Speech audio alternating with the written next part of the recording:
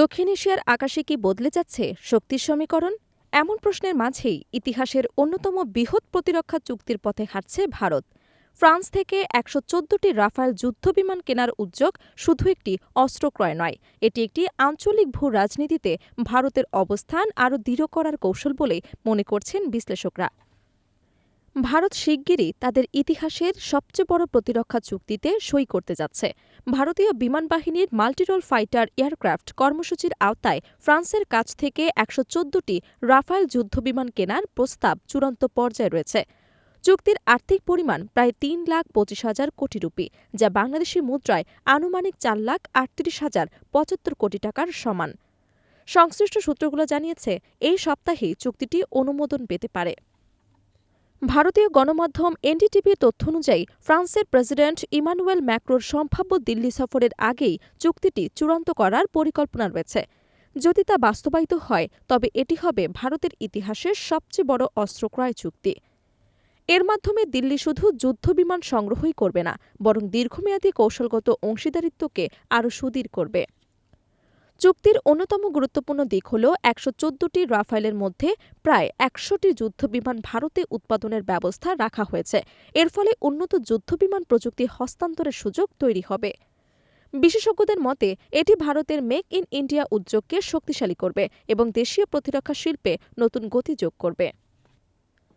দেশে উৎপাদন, রক্ষণাবেক্ষণ, প্রশিক্ষণ অবকাঠামো গড়ে উঠলে দীর্ঘমেয়াদে বৈদেশিক নির্ভরতা কমবে। বর্তমানে ভারতীয় বিমান বাহিনীর কাছে ৩৬টি রাফায়েল যুদ্ধবিমান রয়েছে, যা আম্বালার গোল্ডেন অ্যারোস এবং পশ্চিমবঙ্গের হাসিমারার ফ্যালকনস স্কোয়াড্রনে মোতায়েন আছে।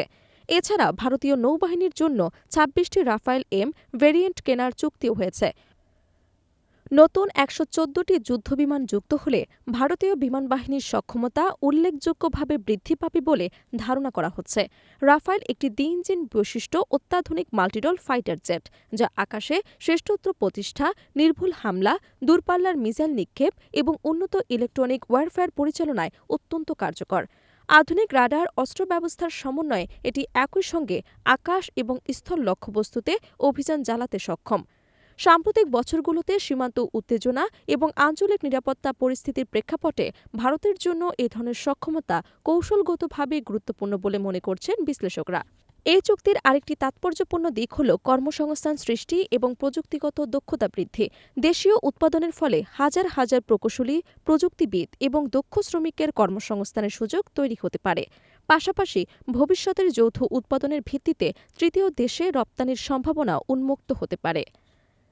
তবে বিপুল ব্যয়ের এই চুক্তি নিয়ে অর্থনৈতিক দিক থেকেও আলোচনা চলছে। সমালোচকদের একাংশ মনে করছেন, এত বড় অঙ্কের প্রতিরক্ষা ব্যয় দেশের অন্যান্য উন্নয়ন খাতে চাপ তৈরি করতে পারে, যদিও সরকারের অবস্থান ও জাতীয় নিরাপত্তা নিশ্চিত করা উন্নয়নের পূর্বশর্ত। সামগ্রিকভাবে ১১৪টি রাফায়েল যুদ্ধবিমান কেনার এই উদ্যোগ ভারতকে আঞ্চলিক সামরিক শক্তি হিসেবে আরও দৃঢ় অবস্থানে নিয়ে যাবে বলে ধারণা করা হচ্ছে।